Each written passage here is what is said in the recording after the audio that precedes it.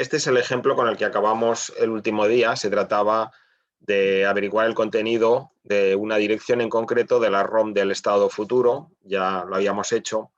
Acordaros, los primeros 5 bits, los de más peso, son el estado actual y los 5 de menos peso son la instrucción. Entonces, la instrucción viene codificada con los 4 bits más altos del registro de instrucción, pero en algunas instrucciones, que son estas que tenemos aquí, las veis, estas de aquí tienen un código de extensión, tienen un bit adicional, que es el bit octavo, que nos sirve para diferenciar si es un BZ o un BNZ, un MOVI o MOVHI, un IN o un OUT. Pero en la mayoría de los casos, en todas las otras, ese bit no se utiliza para codificar la instrucción y por eso en muchos casos veremos que en el último bit ponemos una X.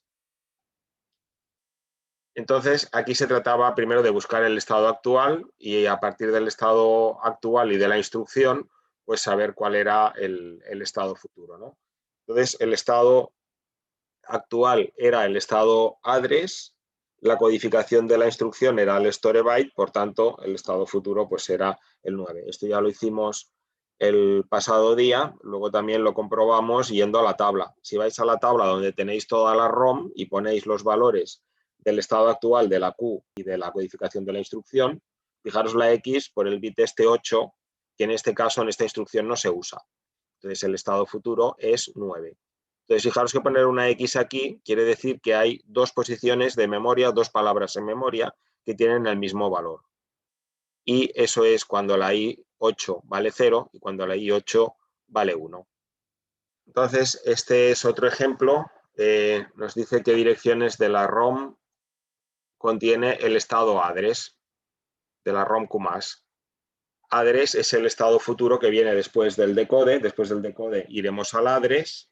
Y los códigos de operación que nos van a llevar al address, ¿cuáles son? Pues son los mnemotécnicos finales, que son el store o el store byte, el load o el load byte. Simplemente lo miramos de aquí del grafo. Entonces, el decode tiene el estado de decodificación, tiene el código 1, el fetch tiene el código 0. Fijaros, el estado 0 pues es 5 ceros, ¿no? Estado actual, 5 ceros. El decode pues es 4 ceros y un 1, que es este 1 de aquí. Entonces, lo que hacemos es representarlo primero con 5 bits y luego las instrucciones las representamos también con 5 bits. Entonces, el load, el store, el load byte y el store byte, fijaros que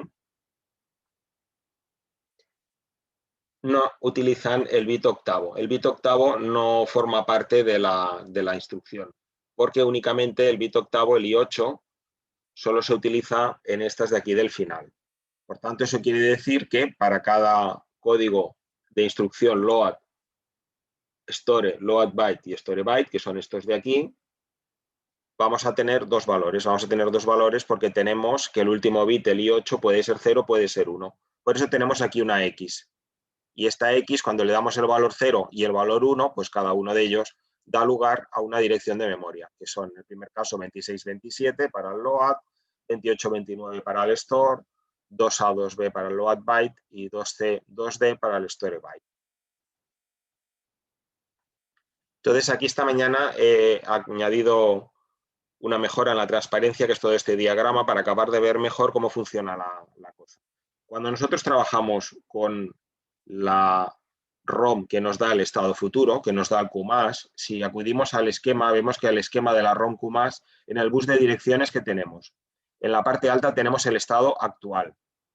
Este registro es el que memoriza el estado del grafo. Estos 5 bits son los bits del Q4 hasta el Q0. Y luego, los 5 bits de menos peso son estos de aquí. Fijaros que el de menos peso es el I8. Y el siguiente que viene a continuación con más peso es el I15, 14, 13, 12, etc. Por tanto, en la memoria, cuando yo pongo un valor a la entrada en el bus de direcciones, pongo un valor que son 10 bits. Esos 10 bits están configurados por 5 del estado y 5 de la codificación de la instrucción. Y a la salida, ¿qué es lo que obtengo? El contenido de la memoria en esa dirección pues va a ser el estado futuro. Y el estado futuro viene representado por Q4 más, Q3 más, Q2 más, Q1 más, Q0 más. Entonces, esto pues está relacionado también con lo que habíamos visto de saber cuál es el tamaño de la memoria y cuál es el tamaño de la palabra. El tamaño de la memoria, ¿qué es? Es la cantidad de posiciones que yo puedo indexar en esta memoria. Si yo tengo 10 bits, en principio, el tamaño de la memoria, el número de palabras es 2 elevado a 10. Y el tamaño de palabra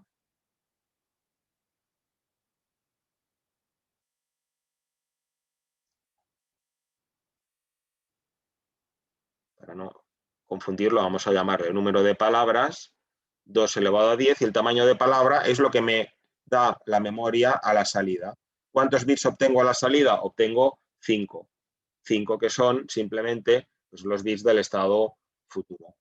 En lo que respecta a estos 5 bits de la instrucción, estos 5 bits son los bits 12 a 15, que cada instrucción tiene los suyos, y en algunos casos, que son estos de aquí, tengo el bit 8.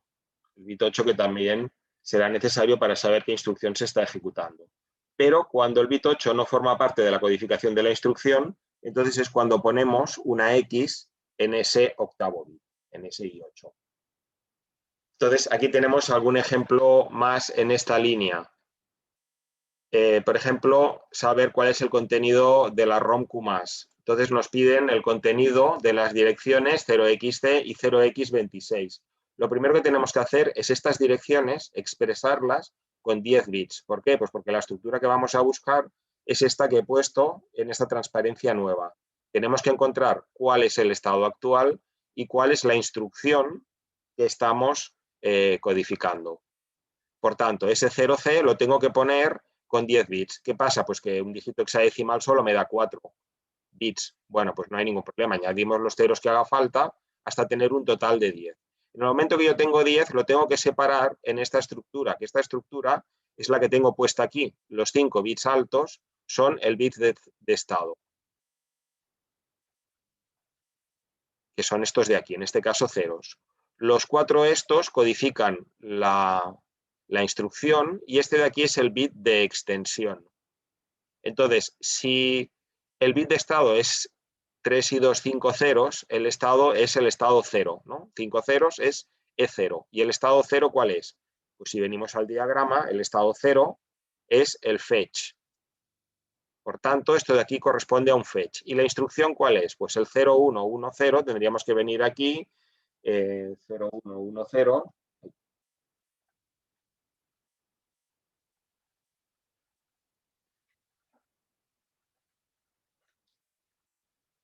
0110 lo tengo aquí. ¿Qué instrucción estoy codificando? Estoy codificando un storybyte. Por tanto, aquí lo que tengo es la transición de fetch, pero cuando ejecuto la instrucción storybyte. Entonces, cuando hago un fetch, el estado siguiente, ¿cuál va a ser? Pues tengo que venir aquí al diagrama y mirar que después del fetch, siempre el siguiente estado será un decode, ¿no?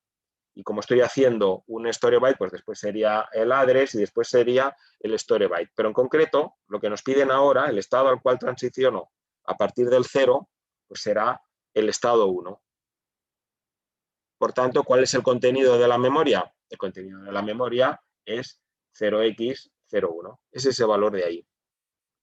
Entonces, con los otros, pues lo mismo, el 0x26 lo separaríamos, los 5 bits de estado, los 5 bits que me representan la codificación de la instrucción, los 5 bits de estado es el estado 1. El estado 1 es el estado decode. Y este de aquí, pues es la instrucción del load. Por tanto, a partir del decode, ¿cuál será el siguiente estado? Pues el siguiente estado del decode va a ser el estado address, que viene codificado con el 5. Por tanto, el contenido de esa posición de memoria será un 5. Entonces ya veis que esto parece un poco lioso, pero en realidad es sencillo. La dificultad aquí está en saber dónde hay que ir a leer los datos y sobre todo tener en cuenta esta estructura de aquí, que es la clave. Esta es la madre del cordero para poder interpretar esos valores de las direcciones de la ROM Q+. También nos piden qué dirección de la ROM Q+ nos lleva al estado IN. Entonces, al estado IN, ¿por dónde llegamos? Pues el estado IN, si lo buscamos, el IN lo tengo aquí. ¿Por dónde llego al IN? Pues al IN llego únicamente del decode.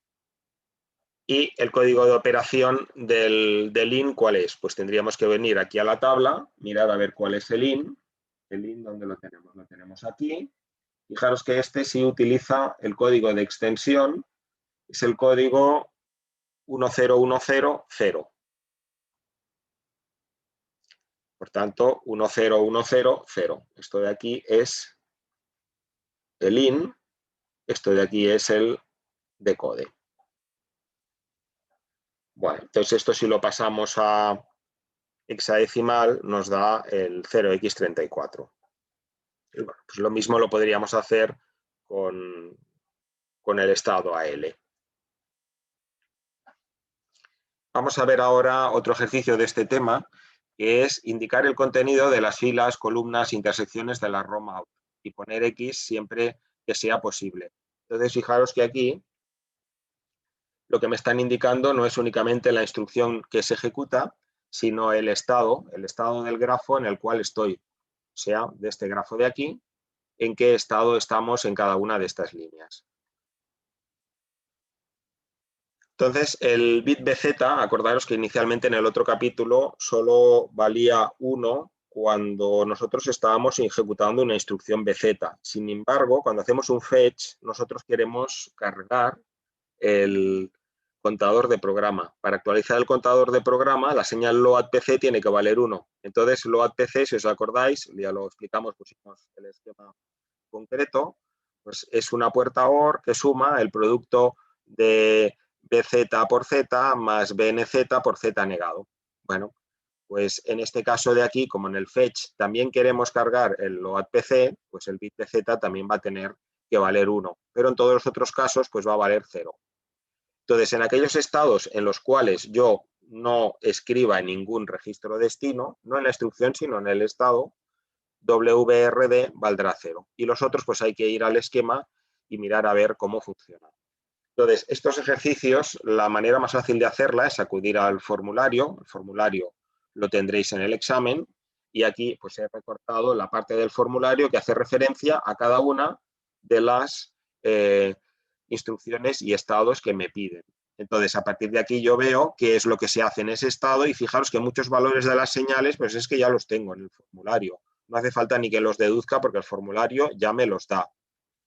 Entonces, fijaros, por ejemplo, que el único que va a escribir en un registro destino del banco de registros, pues es este caso de aquí, es el estado compare. Todos los otros o escriben en el registro de direcciones o escriben en memoria o lo que hace es una comparación y en todo caso lo que actualiza es el contador de programa. Por tanto, la señal de permiso de escritura en registro destino valdrá 1 únicamente en este caso y en todos los otros valdrá 0. Entonces, el BZ, acordaros, valía 1 cuando se hacía un BZ, cuando se hacía un fetch. Aquí no estamos haciendo un BZ, estamos haciendo un BNZ, por tanto vale 0. Y en todos los otros, pues como ni es fetch ni es BZ, pues también tiene que valer 0 en todos ellos. Raíz de aquí 0 en todos, porque no escribimos en ningún registro de destino. Acordaros que las señales de permiso de escritura en registro o de memoria o de puerto no pueden valer X, porque entonces podríamos machacar el contenido de alguno de los registros del banco de registros. Entonces, fijaros aquí, por ejemplo, si lo que hago es cargar lo que sale por el registro Y en memoria, pues tengo que hacer que RY/N dé paso a RY. Entonces, habría que ir al multiplexor correspondiente y mirar a ver, aquí no tengo el dibujo, lo tenemos en otras transparencias, a ver cuál es el bit que configura el multiplexor RY/N para que pase pues, la RY. Entonces, fijaros que los valores que ya tenemos por aquí puestos en el formulario, pues los podemos copiar tal cual, ¿no? Si en el estado address dice que el bit RY/N vale 0, pues bueno, podemos repasar a ver si está bien, pero seguro que está bien. El RY/N pues tiene que valer 0, que es este 0 de aquí. Lo mismo aquí con el PC/RX. Este valor de aquí, pues aquí me dice que tiene que tener ese valor. ¿De acuerdo? Puedo ir a mirarlo al dibujo, al esquema del circuito eléctrico y confirmar que el valor es correcto. Pero también lo puedo sacar muchos de los valores a partir de aquí, del formulario.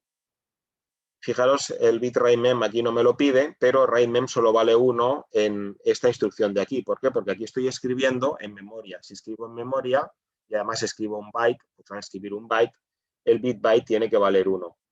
¿Lo veis? Este de aquí, el BNZ, la comparación la hacemos con RX, por tanto hay que dejar que el registro X pase por dentro de la ALU para que se active el bit Z. Por tanto, el multiplexor PC/RX, que controla si a la entrada X de la ALU le llega el contador de programa o el registro X, pues tenemos que hacer que le llegue el registro X. Y el código de función que hace que a la salida de la ALU tengamos la entrada que entra por X, pues es este de aquí. Algún tipo de ejercicios que podemos hacer también es añadir una nueva instrucción.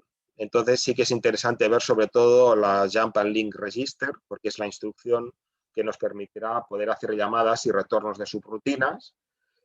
También nos sirve para repasar pues, todo lo que es cómo van saliendo las señales de la palabra de control y de las ROMs.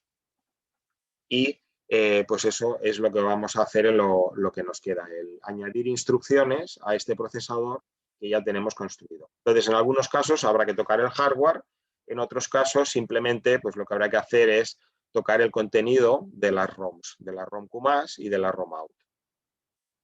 Y obviamente cada vez que añadamos una instrucción nueva, tenemos que mantener que las que estaban funcionando hasta el momento sigan funcionando. O sea, esas van a seguir existiendo. Vamos a ver, por ejemplo, añadir la instrucción LBZ.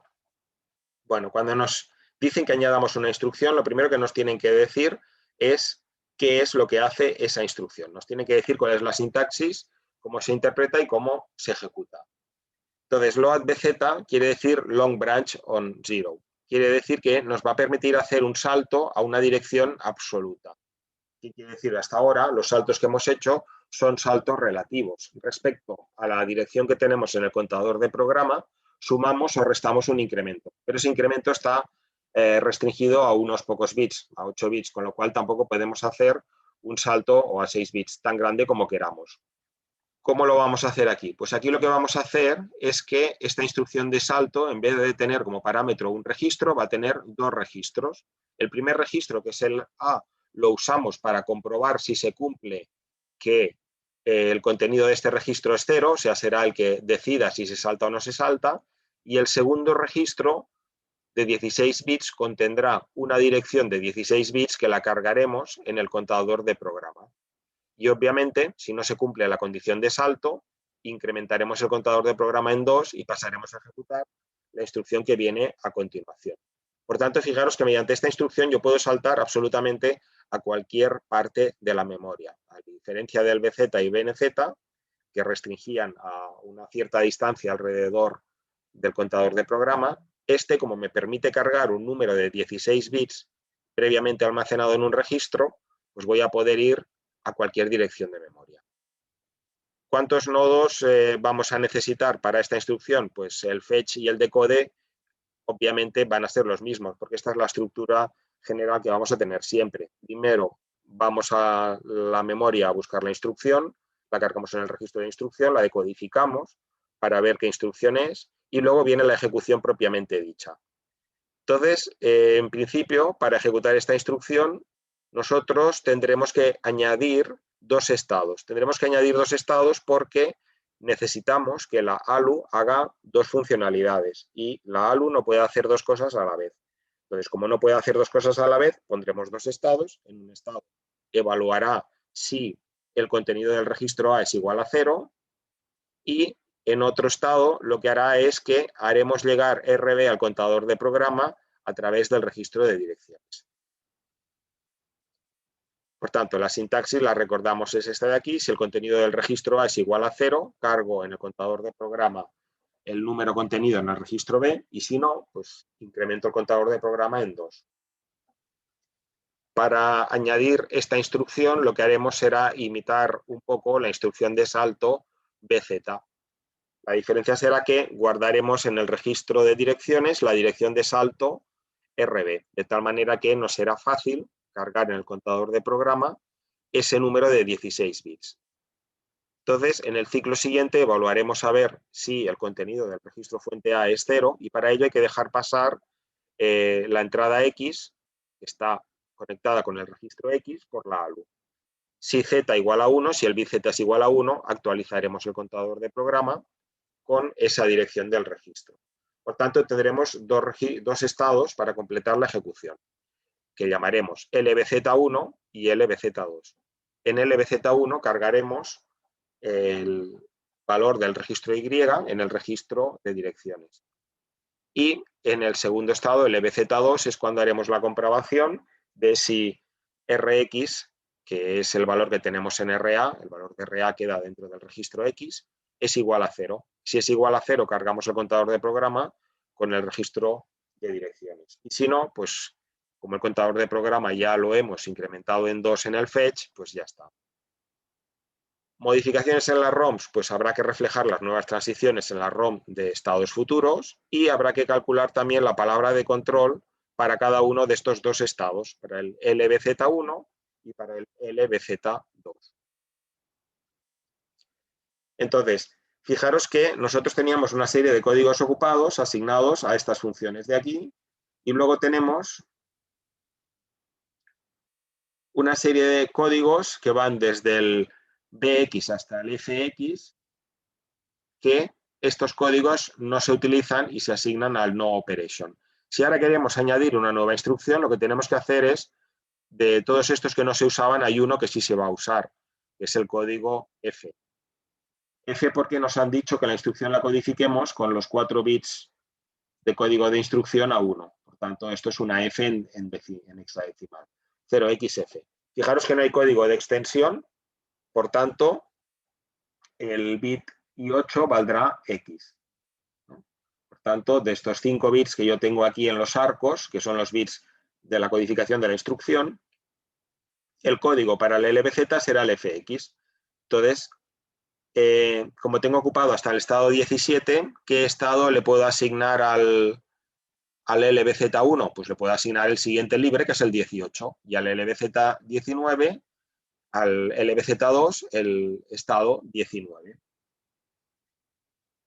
Bueno, pues nuestro grafo ha quedado modificado simplemente añadiendo estos dos. Yo tengo una posibilidad más respecto a las que tenía, que es ejecutar el LBZ1, luego el LBZ2, y después del LBZ2, lógicamente, tiene que regresar al estado de fetch. ¿Cuáles son las modificaciones que tenemos que hacer en la ROM Q+? Pues tengo que añadir todas estas transiciones nuevas. La primera, pues del decode al E18 y del decode al E18, ¿qué transición es? Es la transición del estado 1 al estado 18. Entonces, fijaros que aquí estos números, no os confundáis, están puestos en decimal y realmente aquí en la memoria yo esto lo estoy poniendo en hexadecimal. Por eso he puesto aquí el pequeño resumen chuletario. El estado 18 en hexadecimal es el 0x12. El estado 19 en hexadecimal es el 0x13.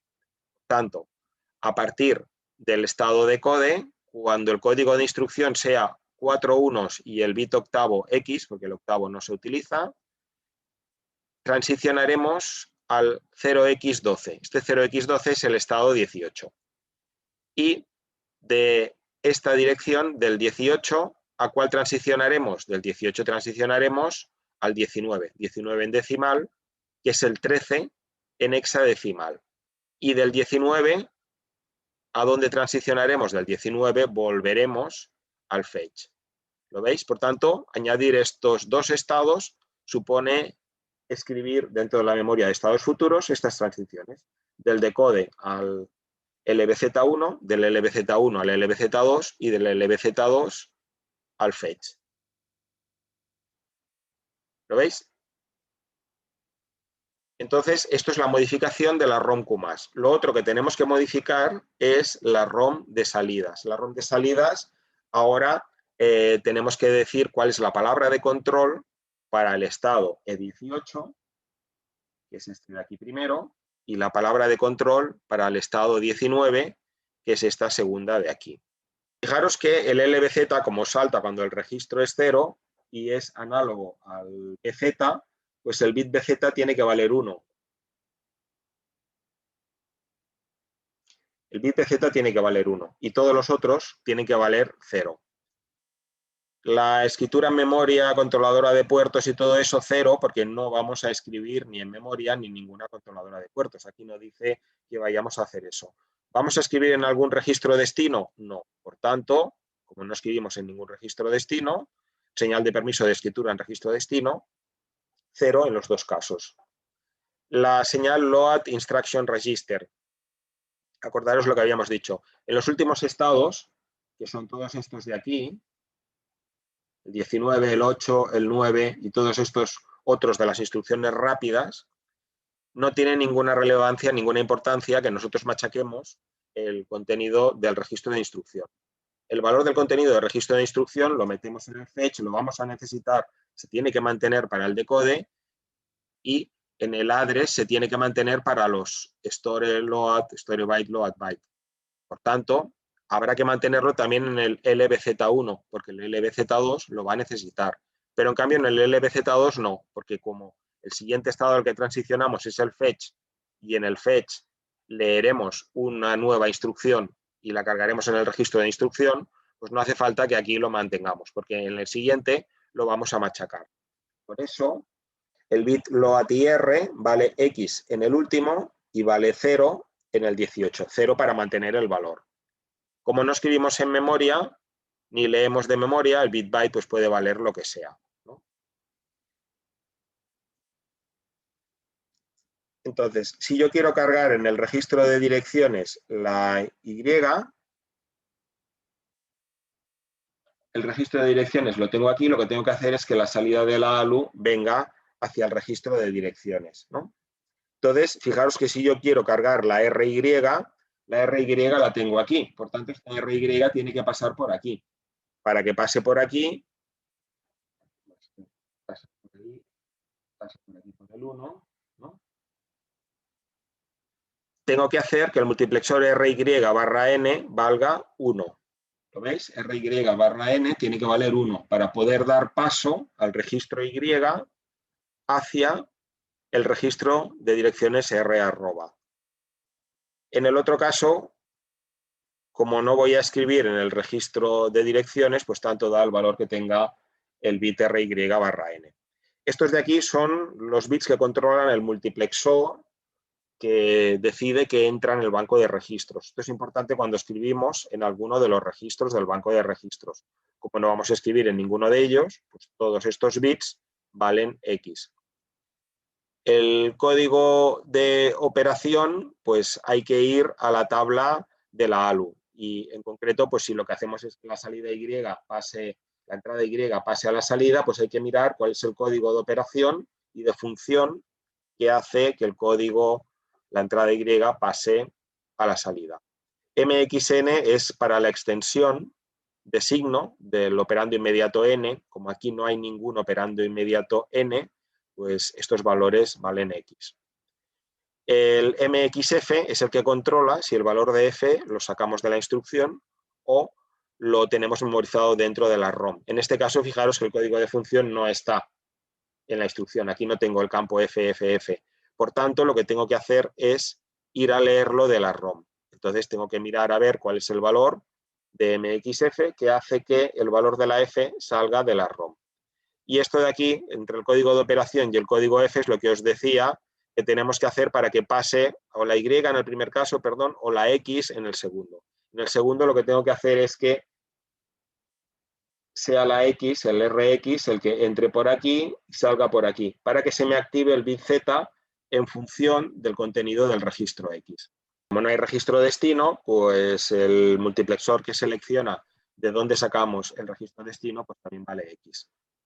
Entonces, ahora lo que pasa es que si nosotros comparamos esta palabra de control que nos ha salido en el estado LBZ2 con la palabra de control del estado BZ, resulta que la palabra de control es la misma. Cuando la salida en un estado es igual que en otro estado, no hace falta diferenciar esos dos estados, los podemos fusionar en uno. Si os acordáis, es lo que hicimos en el capítulo 6, cuando hacíamos el sistema aquel de aterrizaje de un avión que tenía el estado centrado, el centrado izquierda y el izquierda. Entonces, como la salida en el centrado izquierda y el izquierda era la misma, los fusionábamos los dos en uno. y hacíamos un grafo más simple. Pues aquí pasa algo parecido. Como este estado, el LBZ2 y el BZ realmente tienen la misma palabra de control, los puedo fusionar en uno y entonces puedo ir a este esquema de aquí. ¿Cuál es la ventaja de este esquema respecto a este? Bueno, pues en principio los dos son instrucciones. A ver, la pregunta lo voy a preguntar de otra manera. ¿La ejecución de la instrucción LBZ será una instrucción lenta o una instrucción rápida en este esquema? ¿Qué diríais? Rápido. No, será lenta. ¿Qué es lo que diferencia que sea lenta o sea rápida? Son rápidas las que se ejecutan en 3 estados del grafo y son lentas las que se ejecutan en 4 estados del grafo. Entonces, las que habíamos visto hasta ahora como lentas eran el store, storebyte, load, loadbyte. ¿Por qué? Porque pasaba por fetch, decode, address y el estado que fuera, pasaba por 4. Entonces, fijaros que ahora por cuántos pasa. Pasa por el fetch, por el decode, por el LBZ1 y por el BZ. Y luego del BZ regresa al fetch. Por tanto, pasa por 1, 2, 3, 4. Pasa por 4 estados. O sea, a nivel de velocidad, aquí vemos más claro que pasa por 4 estados, pero en este también. O sea, no es que ganemos velocidad. Lo que ganamos es que el grafo tiene un nodo menos. Bueno. Entonces, si nosotros usamos este grafo, fijaros que ahora tenemos que retocar la memoria. Lo que antes habíamos hecho, la transición del 18 al 19, ahora no será del 18 al 19, ahora será del 18 al 11.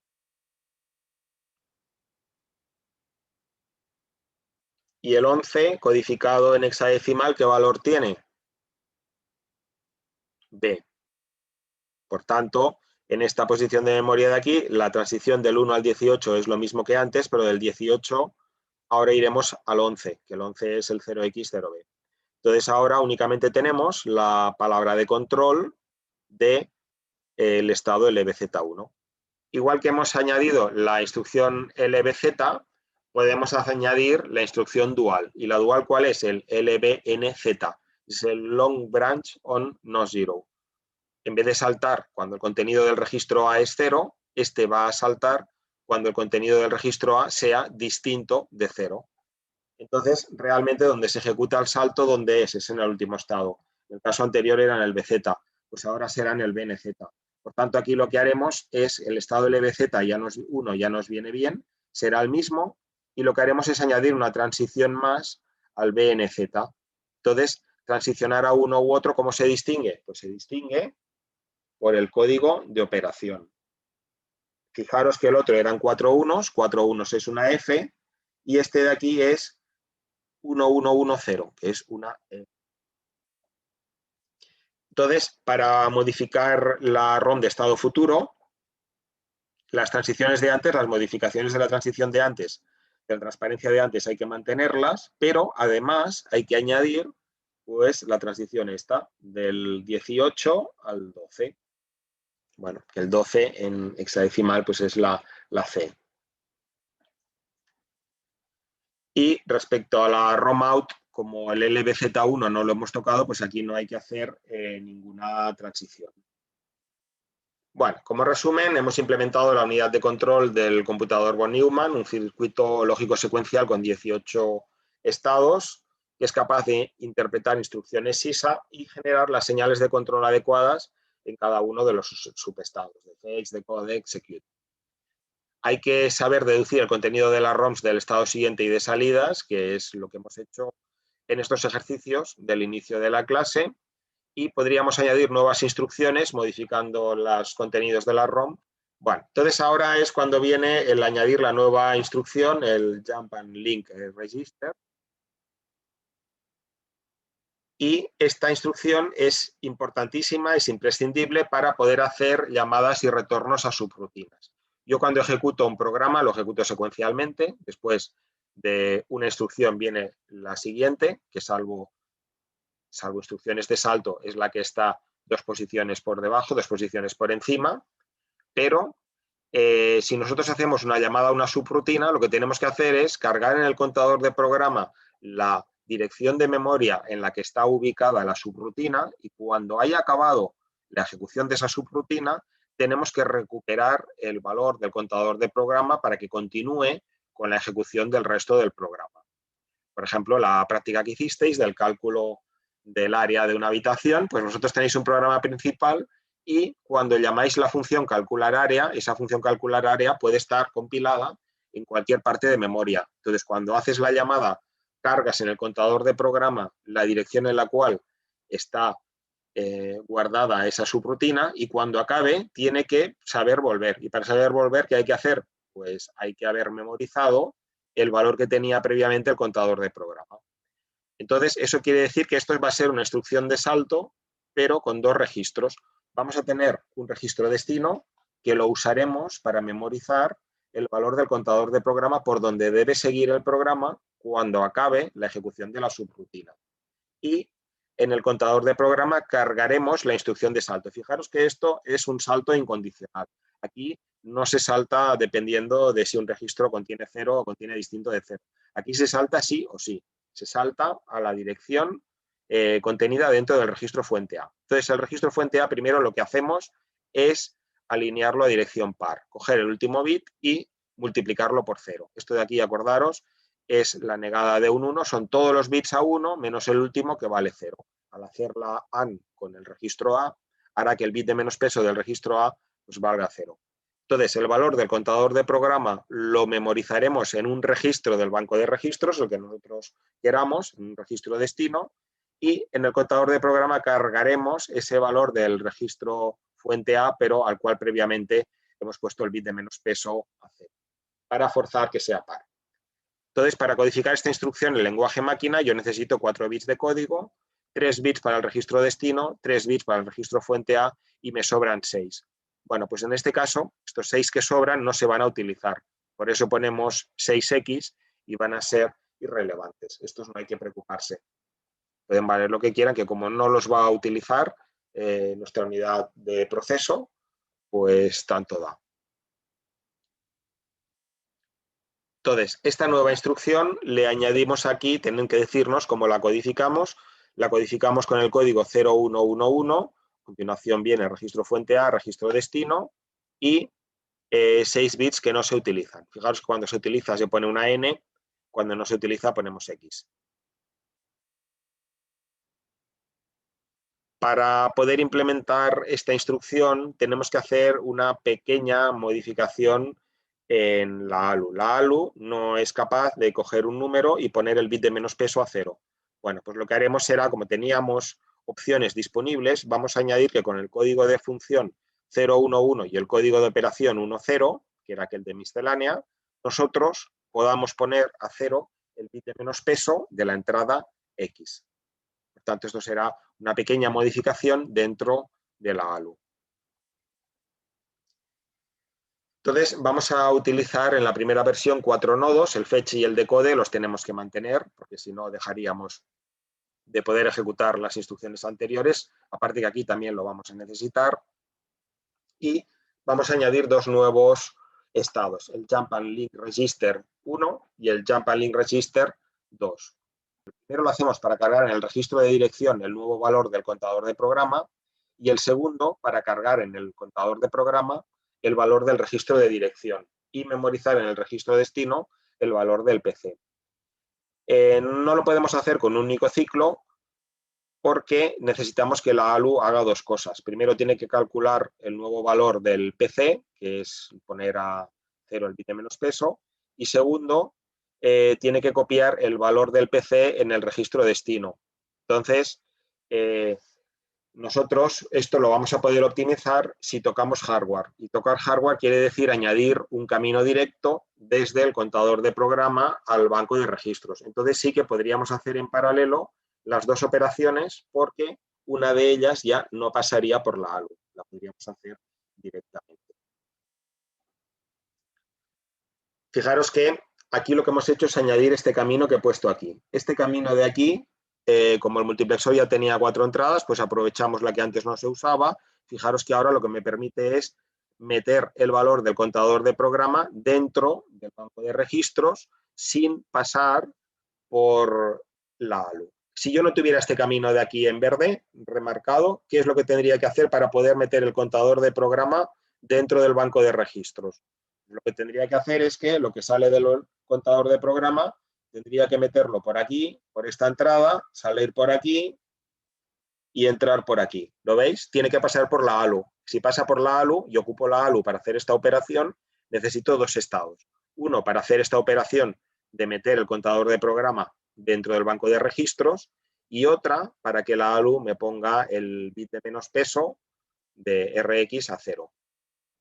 Estas dos operaciones que necesita de la ALU, una sería, si no modificáramos el hardware, para poder meter el contador de programa dentro del registro destino, y otra para poner el bit de menos peso del registro X a 0, que esto lo hace la ALU, y memorizarlo en el registro de direcciones.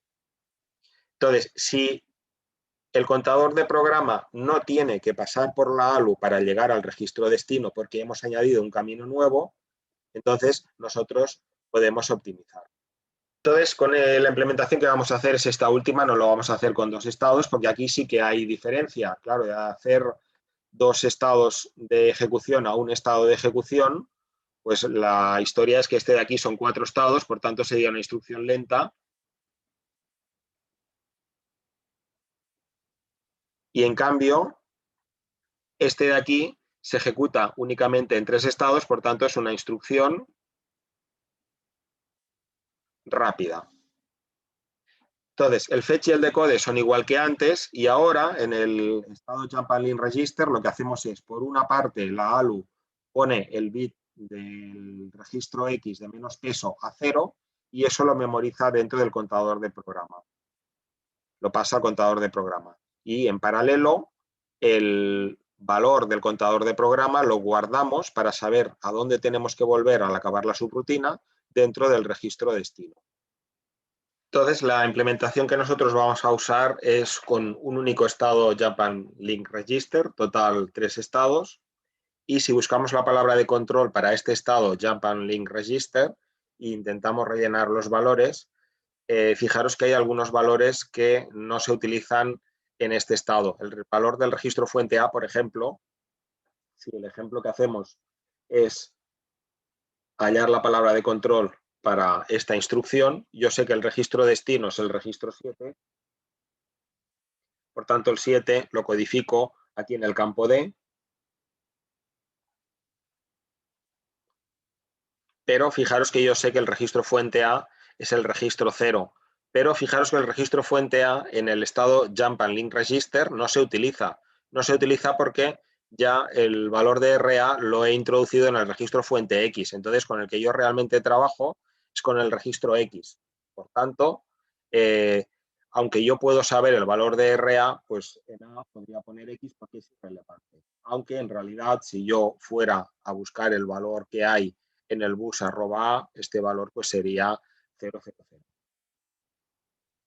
Lo mismo pasaría con la N. Si en la palabra que yo tengo dentro del registro de instrucción miro el valor de los bits que representan la N, yo podría saber el valor de la N. Pero el tema es que aquí no hay ningún operando inmediato y por tanto la N no juega ningún papel, la N son X. El address input output lo mismo, yo podría saber qué valor hay ahí en ese bus, pero como no estoy haciendo ni un in ni un out, pues esos valores son irrelevantes. Registro fuente B, fijaros que también no se utiliza ningún registro B, pero si yo fuera a donde está codificado el registro B, pues también podría sacar qué valores hay. El PC/RX sí que es interesante. El PC/RX, tenemos que mirar el esquema, bueno, lo de antes, el PC/registro fuente X lo tenemos aquí, ¿no? Entonces, si yo quiero que pase el registro X, para que pase el registro X hacia la entrada X, PC/RX tiene que valer 0.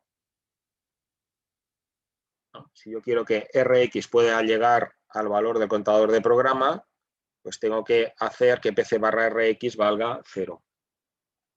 El RY/N, fijaos que la entrada Y de la ALU no se utiliza, ni se utiliza operando inmediato, ni se utiliza segundo registro fuente, por tanto, ese valor es X.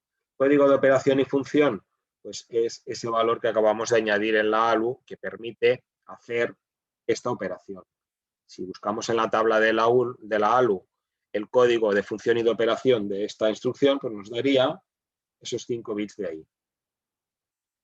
El multiplexor que decide qué es lo que entra en el banco de registros, pues fijaros que lo que tenemos que hacer es que el contador de programa pueda entrar precisamente por este camino nuevo que hemos añadido en nuestra unidad de proceso.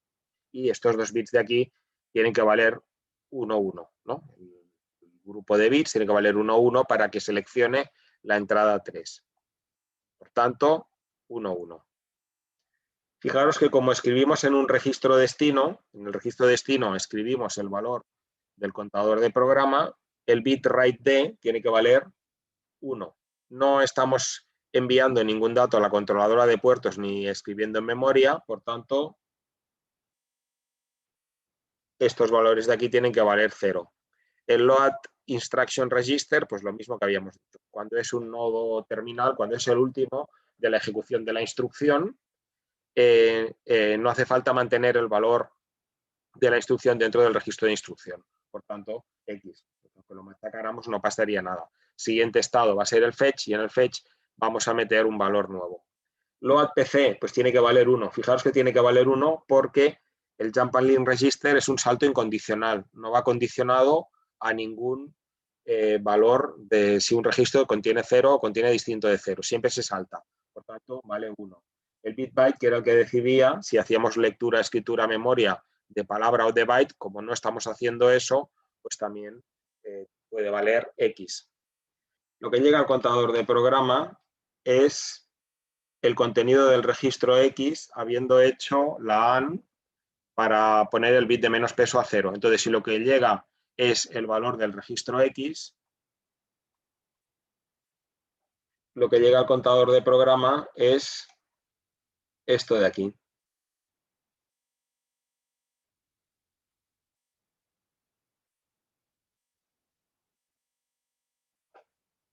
Por tanto, el bit ALU barra RA tiene que valer 1.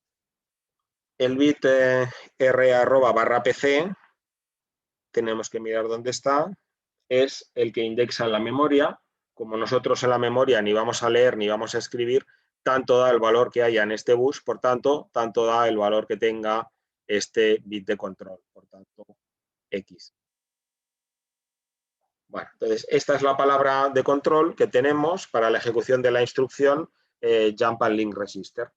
En el caso concreto de registro de destino R7, registro fuente R0.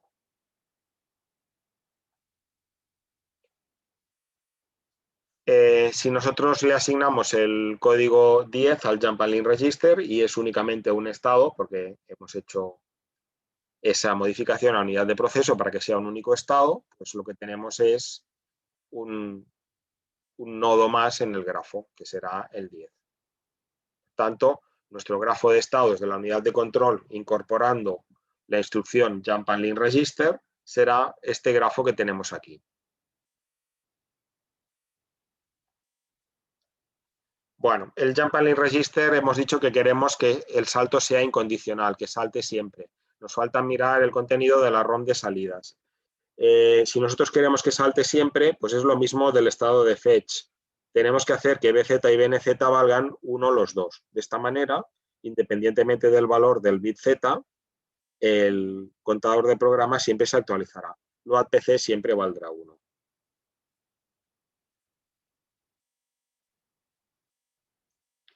Como escribimos en un registro destino WRD igual a 1, bueno, muchos de estos ya los hemos visto antes, ¿no?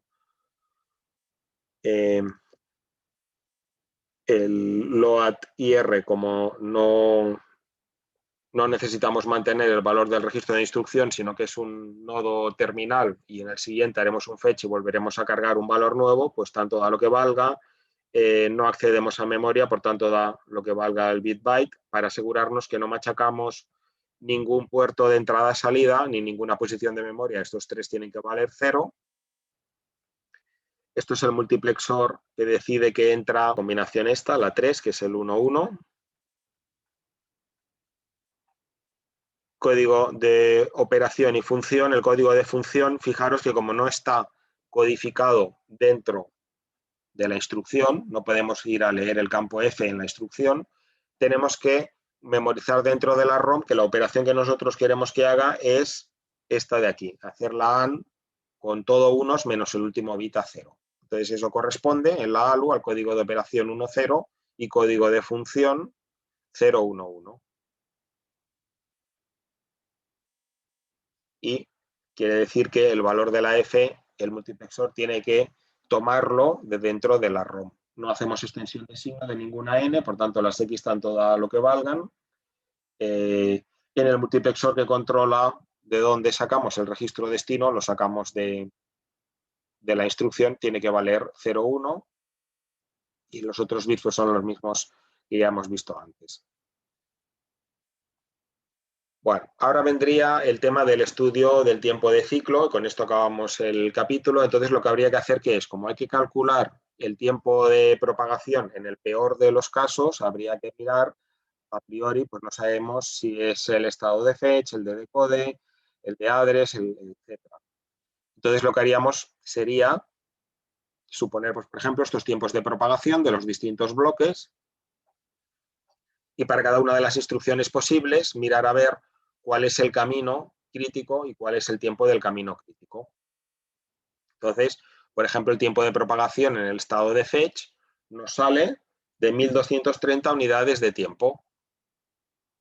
En el estado de decode sale de 1150 unidades de tiempo. Bueno, pues el camino crítico es el de fetch porque es más largo que el del decode.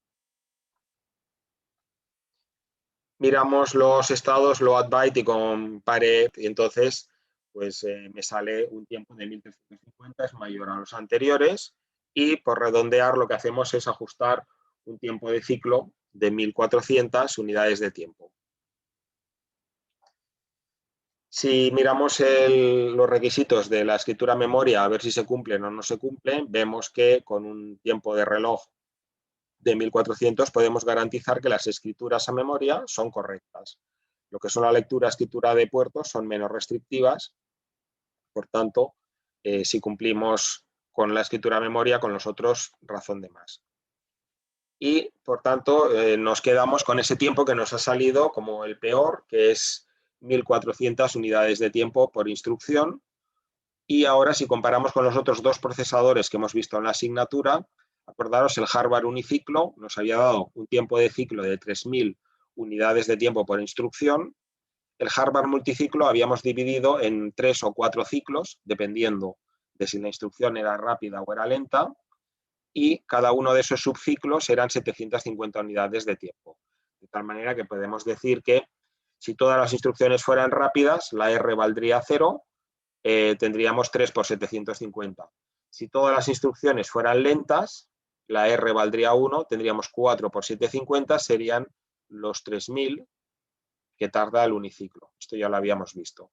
Entonces ahora, en el caso del von Neumann, el tiempo que nos ha salido, el von Neumann, fijaros que es intrínsecamente multiciclo, porque tenemos el fetch, el decode y el execute, que pueden ser 1 o 2 estados, las rápidas 3 estados, las lentas 4, dependiendo de la proporción R entre rápidas y lentas, pues igual que pasaba en el Harvard multiciclo. Pero fijaros que el von Neumann es el más lento de todos. La ventaja es que nos resulta más fácil añadir nuevas instrucciones, modificar el lenguaje. El Harvard multiciclo es el más rápido y está empatado con el Harvard uniciclo en el caso extremo de que todas las instrucciones sean lentas. Evidentemente no hay ningún programa que todas las instrucciones sean de lectura, escritura, memoria. Siempre tiene que haber alguna instrucción de comparación, con lo cual, a efectos prácticos, siempre va a ser más rápido el multiciclo que el uniciclo. Si hacemos una comparación de los tiempos de ejecución, pues podemos hacer una regla de 3. Nos podemos plantear cuánto tardará en porcentaje de más el von Neumann que el Harvard multiciclo. Siempre el que tomamos como referencia es el que ponemos aquí, asignándole el 100. Entonces, si es el Harvard multiciclo, aquí tenemos que poner como referencia el Harvard multiciclo. Y si lo que queremos es comprobar, contrastar contra el von Neumann, pues al von Neumann le corresponderá X. Si hacemos la regla de 3, fijaros que este factor 3 más R se me simplifica, numerador y denominador, y me sale un valor de 186,67 tanto por ciento. Por tanto, tarda un 86,67% más. Si comparamos el von Neumann con el Harvard uniciclo, lo que tengo que poner aquí en la comparación como referencia, como 100, es el uniciclo y comparar con lo que tarda el von Neumann. Entonces ahora no tengo el factor este 3 más R, numerador y denominador, por tanto el resultado me va a quedar en función de R. Pero la R ya sabemos que es la ratio entre instrucciones lentas y rápidas, y si la R es igual a 0, si todas son rápidas, pues va a tardar un 40% más, si todas son lentas, va a tardar un 86,67% más. Entonces, si estamos entre medio, pues tendremos un número entre medio entre este valor y este. Pero, en definitiva, pues siempre va a ser más lento. El von Neumann siempre va a ser más lento que el uniciclo.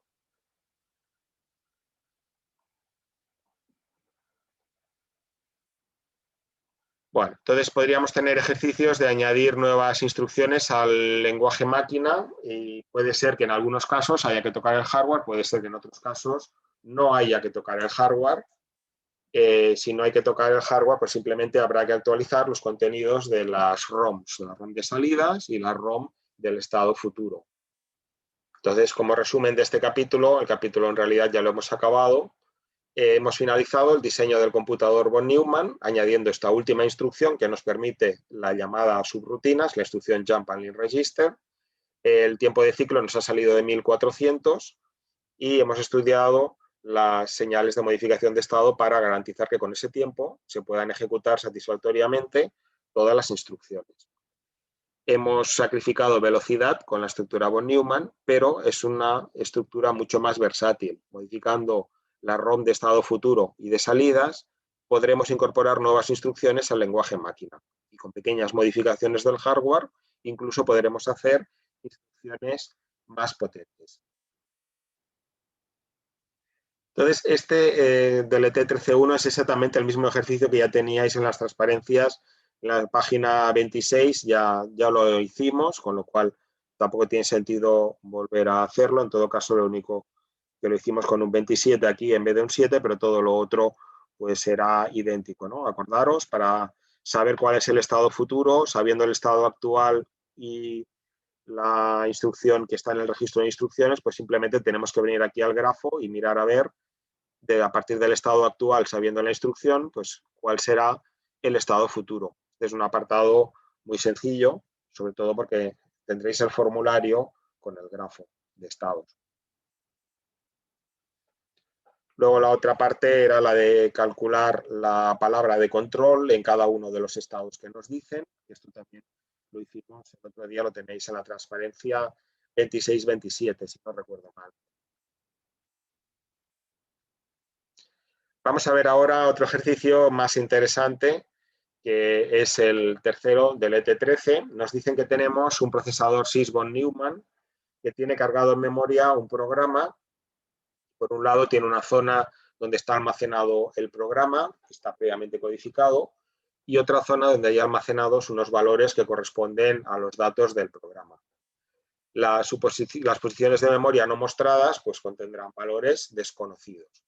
Como vamos a hacer alguna lectura de puertos, vamos a suponer que los valores de key status y key data son 1 y 5. 1 quiere decir que hay un dato disponible para leer, es el key status, el request, y el dato que leeremos, si hacemos la lectura, pues será un valor de 5.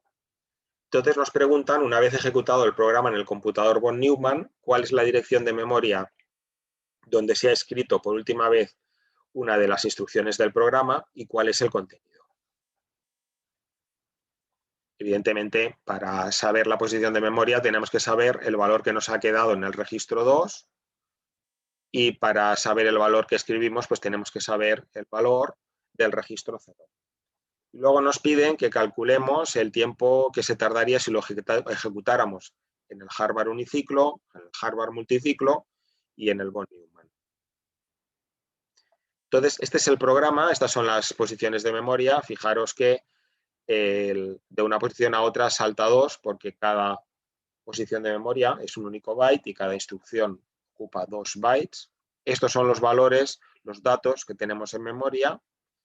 Y como siempre, para poder resolver este tipo de ejercicios, yo lo que os recomiendo es que hagáis una tabla. Si lo vais apuntando en un papel, va a quedar un churro y va a ser muy difícil de trazar.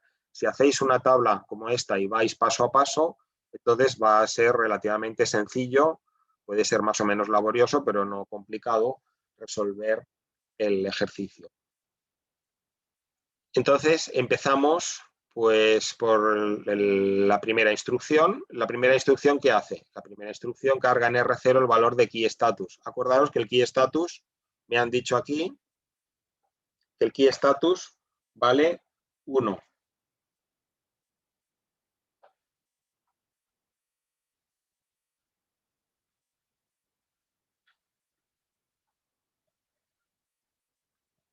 Por tanto, ¿qué valor me va a quedar después de ejecutar esta instrucción in R0 key status? Pues R0 va a tener el valor 1. Aquí dice salta si es 0 el contenido del registro 0. El registro 0 contiene un 1 distinto de 0, por tanto, no salta. Entonces, fijaros que esto es simplemente lo que habíamos visto de la espera activa hasta que el request valía 1. Pero como el request ya vale 1, pues lo que hacemos a continuación es leer el key data. ¿Y el key data cuánto vale? Pues lo mismo, tenemos que venir a lo que nos ha dado el enunciado y nos dice que key data vale 5. Por tanto, ¿qué valor me queda en el registro R0? Me queda el valor 5. Siguiente instrucción, cargamos en el registro 2 el valor 24. Fijaros que siempre hay que hacer la extensión de signo, pero en este caso el bit de signo vale 0, por tanto, no se meten Fs delante, queda 0024. En cualquier caso, después la siguiente instrucción machaca ceros en los bits altos, por tanto, escribe este 00 en estos bits de aquí, ¿no? Este 024 en estos de aquí y aquí la extensión de signo. Siguiente, carga en R3 el 22, en la parte alta 00, en R1 cargamos un 7, en R4 cargamos un 1 y ahora leemos en el registro 5 el contenido de memoria. Fijaros que pongo MW, en la memoria leemos una palabra, porque es load. Si leyéramos un byte sería load byte, la instrucción sería distinta. ¿El contenido de qué posición de memoria? La posición de memoria dada por el valor de R2 más 0. ¿Cuánto vale R2? R2 vale 24. 24 más 0, ¿cuánto vale? 24. Por tanto, tengo que mirar cuál es el contenido de memoria de la posición 24. Eso quiere decir que tengo que venir aquí a la tabla, mirar dónde está el 24. El 24 tiene un 2. Por tanto, ¿qué valor me va a quedar en el registro 5? En el registro 5 me va a quedar un 2. Ahora, ¿qué hacemos? Comparamos R5 a ver si R5 es menor que lower than R0. R5 tiene un 2 y R0 tiene un 5. ¿Se cumple? Sí. Entonces, en R6 me queda memorizado un 1, porque la salida de la ALU cuando se cumple la condición de comparación da un 1. Aquí dice, salta si es 0 el contenido del registro 6. Como no es 0 el contenido del registro 6, no salta. Siguiente instrucción. Store en la posición 20 más R2. ¿El R2 cuánto vale? R2, lo teníamos aquí, era 24, ¿no? 24 más 20. Ojo que este 20 está en decimal y el 24 está en hexadecimal. Por tanto, hay que hacer la suma siendo coherentes. Entonces, el 20, ¿qué es? Es 16 más 4, es 1, 4, ¿no? 1, 4, 0x, 1, 4. 20 es 0x, 1, 4. Este 1 es un 16, 16 más 4, 20. Entonces, 0x, 14 más 0x24, pues el 4 y el 4 da 8, no hay acarreo, y el 2 y 1 da 3. Da posición de memoria 38. Entonces, yo escribo en la posición de memoria 38, ¿qué valor? El valor de R0. ¿Y R0 cuánto vale? Pues tengo que mirar la última vez que yo he actualizado el R0, que es un 5. Esto sí que hay que ser cuidadoso porque a veces es fácil equivocarse. Uno viene aquí y dice, mira, aquí dice que R0 vale 1. Sí, pero es que luego hemos modificado el valor de R0. Entonces, yo siempre tengo que coger el valor más actual, el último que he metido dentro del registro, en este caso un 5. Por tanto, la posición de memoria en la que escribo es el 38 y el valor que escribo es un 5. Entonces, fijaros que esto es la instrucción que me está pidiendo el enunciado. El enunciado me dice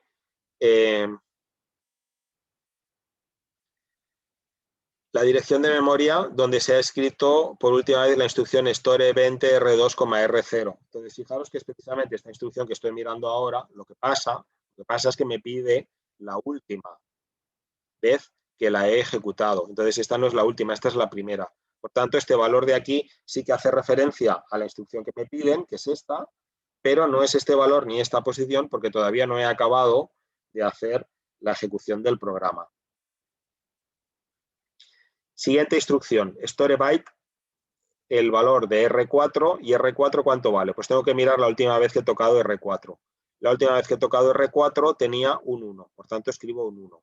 ¿Un 1 dónde? En la posición de memoria dada por 0 más R3. ¿Cuál es el último valor de R3? Lo tengo aquí, es 22. Por tanto, en la posición de memoria 22 escribo un 1. Fijaros también la diferencia entre cómo lo he escrito aquí y cómo lo he escrito aquí. Aquí estoy escribiendo una palabra. Una palabra, en realidad esto es escribir dos posiciones de memoria, la 38 y la 39. Pero si pongo W, pues ya se sobreentiende que es escribir una palabra. Y aquí tengo pues 32 bits, ¿no? 16 bits. En cambio, aquí la M no le pongo el W de palabra porque estoy escribiendo un byte. Y el byte son 2 dígitos hexadecimales. Por tanto, también hay que ser cuidadoso, ¿no? Cuando escribo una palabra no tiene sentido poner solo 2, hay que poner 4. Y cuando escribo un byte no tiene sentido poner 4, hay que poner solo 2. Siguiente instrucción. A R2 le sumo 2. ¿Cuánto valía R2? Pues la última vez que tenía R2 era 24. 24 más 2, 26. Y ahora a R1 le restamos 1. ¿R1 cuánto valía? Valía 7. Si 7 le resto 1, vale 6. Entonces, si no es 0 R1, fijaros que R1 no es 0, salta. Y salta menos 8. ¿Menos 8 qué es? Pues es 2 por menos 8 más 2. 2 por menos 8 menos 16 más 2 menos 14. Son 7 instrucciones hacia arriba, ¿no? 1, 2, 3, 4, 5. 1, 2, 3, 4, 5, 6, 7. Por tanto, salta aquí. Si salta aquí, todo esto de aquí, fijaros que ya no se ejecuta. Y ahora ya podemos ver esto cuánto va a tardar, ¿no? ¿Cuánto va a tardar? Pues bueno, fijaros que aquí estamos decrementando en cada iteración R1 en 1. R1 solo se toca en esta situación de aquí.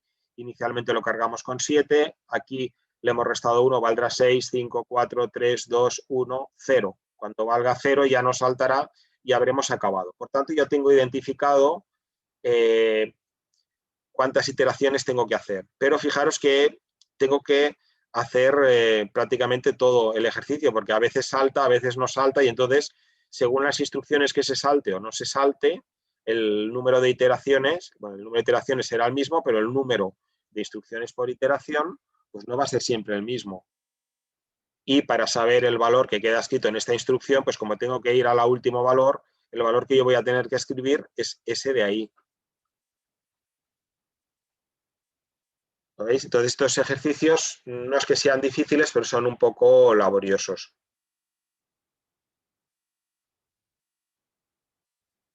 Entonces el problema es que si uno se equivoca aquí en la ejecución de esto, pues lo tiene todo mal. Tiene mal el valor que se escribe en memoria, la posición de memoria y los tiempos. ¿Lo veis? Fijaros que este ejercicio es muy similar a los que habíamos hecho en capítulos anteriores, y en el capítulo siguiente volveremos a hacer más ejecuciones de estas. Y veremos también en nuestro procesador, en la placa Texas, la Launchpad activa, la ejecución de algún código y ahí a la izquierda pues nos salen los registros, nos sale el contador de programa, nos sale la codificación de la instrucción, para que veáis que realmente todo esto es realmente lo que hacen los procesadores. Entonces, aquí seguiríamos haciendo la ejecución. Si habéis visto la primera iteración, las otras las podéis hacer vosotros a mano. Es relativamente fácil reseguirlo.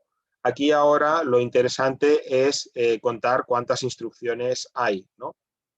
Entonces, fijaros que si hago el conteo para el cálculo de tiempos, ¿esto cómo va? Pues hay como lo que llamábamos en un programa anterior, hay un preámbulo que se hace una única vez, que ¿cuántas instrucciones tiene? 1, 2, 3, 4, 5, 6, 7, 8, 9. 9 instrucciones. Por tanto, tiene 9 instrucciones más... fijaros que yo aquí tengo 1, 2, 3, 4, 5, 6, 7 iteraciones, pero en todas las iteraciones no tarda lo mismo, no hace el mismo número de instrucciones. Tengo 1, 2, 3 y 4, en las cuales me hace 1, 2, 3, 4, 5, 6, 7, 8 instrucciones. Por tanto, tengo 4 iteraciones de 8 instrucciones.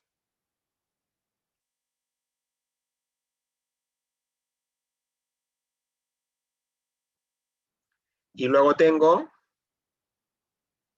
3 iteraciones, que son estas 3 iteraciones, que en cada iteración, ¿cuántas instrucciones hace? Hace 1, 2, 3, 4, 5, 6. 3 por 6. Bueno, pues esto me da el número total de instrucciones en el uniciclo. Si el enunciado me dice que tarda 4.000, pues serán 4.000, ¿no? Decía que tardaba 4.000. Sí. El uniciclo dice que tarda un tiempo de ciclo de 4.000. Por tanto, el número de instrucciones lo multiplico por 4.000 y eso me da el tiempo de ejecución. Vamos a ver ahora el multiciclo. En el multiciclo, fijaros que aquí lo que yo tengo que hacer es contar cuántas instrucciones lentas hay y cuántas instrucciones rápidas hay. ¿Habéis entendido esto de aquí del uniciclo, verdad? Bueno, pues borro porque si no quedará muy emborronado.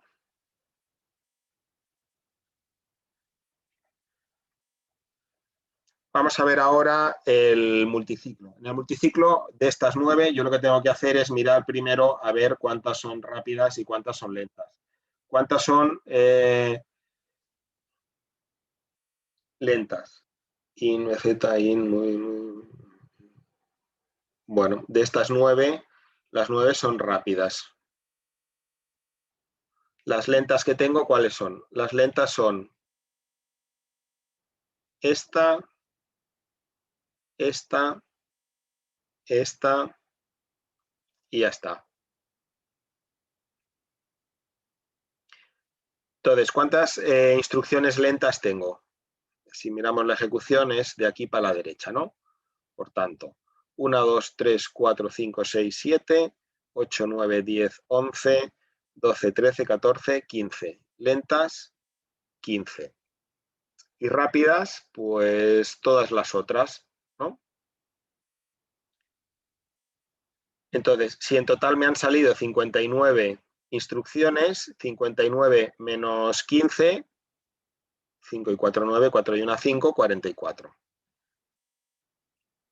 Entonces, aquí esto daba esto.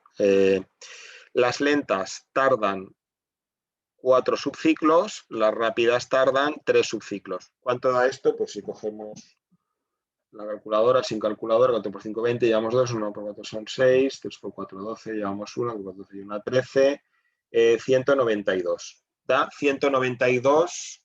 Entonces, ¿cuál es el tiempo de ciclo en el multiciclo? Pues tenemos que venir al enunciado y el enunciado nos dice que el tiempo es 1000. Por tanto, ¿cuánto tardará en ejecutarse este programa? 192 por 1000, 192.000. Bueno, por tanto, cuadra. Aquí no sé cómo hice estos cálculos, ahora lo hemos hecho de otra manera, pero si da lo mismo, pues tiene buena pinta, ¿no? Entonces, fijaros que el cómputo de instrucciones rápidas y lentas no depende de si es Harvard o von Neumann. Va a ser Harvard multiciclo o von Neumann, va a ser el mismo. Por tanto, lo único que cambia, ¿qué es? Pues que el tiempo de ciclo en el von Neumann ya no es de 1000, sino que es de 1400. Por tanto, tengo que hacer 192 por 1400 y eso da 268.800 unidades de tiempo. Esto, si se tiene sistematizado, así ordenado en una tabla, los apuntes no lo dicen, pero yo siempre lo he hecho así y yo creo que es mejor hacerlo así. Si lo hacéis en una tabla es más fácil de contar. Si lo vais haciendo, escribiendo en hojas y como si escribierais una novela, pues mal asunto porque va a costar un montón. Bueno, por aquí tenéis otros ejemplos de añadir nuevas instrucciones. Si acaso comentaré, podemos hacer algo parecido a un bucle. Es la instrucción esta que llamaremos dectest 1. El dectest 1 ¿en qué consiste? Yo le paso un registro fuente A, la codifico de esta manera, tiene el código de instrucción 4 unos, este bit no se usa, todo esto a unos, y lo que hago es, el contador de programa lo incrementaré para ejecutar la siguiente, RA igual, esto es lo que hace en el fetch, RA igual a RA menos 1, si RA distinto de 0, al contador de programa le resto 2. Si le resto 2, si le he sumado 2 en el fetch y aquí a continuación le resto 2, fijaros que me volverá a ejecutar la misma instrucción. Por tanto, lo que hace es un tiempo de retardo. Estamos ejecutando la instrucción dectest hasta que RA valga 0. Entonces, el valor que haya en RA multiplicado por el tiempo de ejecución de una instrucción, pues será el tiempo de retardo que yo estaré esperando aquí en la instrucción dectest. Fijaros que con una única instrucción de assembler yo puedo tener ahí parada la máquina un tiempo que será proporcional al valor contenido dentro del registro A, ¿no? Cada iteración al valor de A del registro A le restará 1, cuando llegue a 0, entonces pasará a la siguiente instrucción.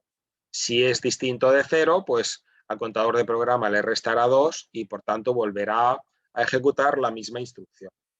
Bueno, instrucciones se pueden proponer muchas. Si miráis, tenéis ahí en el eCampus el listado de instrucciones del Cortex M4, de la placa con la que trabajamos. Aparte, hay varios grupos, varios núcleos de instrucciones, se pueden tener más o menos, se puede poner coprocesador y entonces tener más instrucciones. Instrucciones en Assembler hay muchísimas. Bueno, pues con esto hemos acabado el capítulo 13.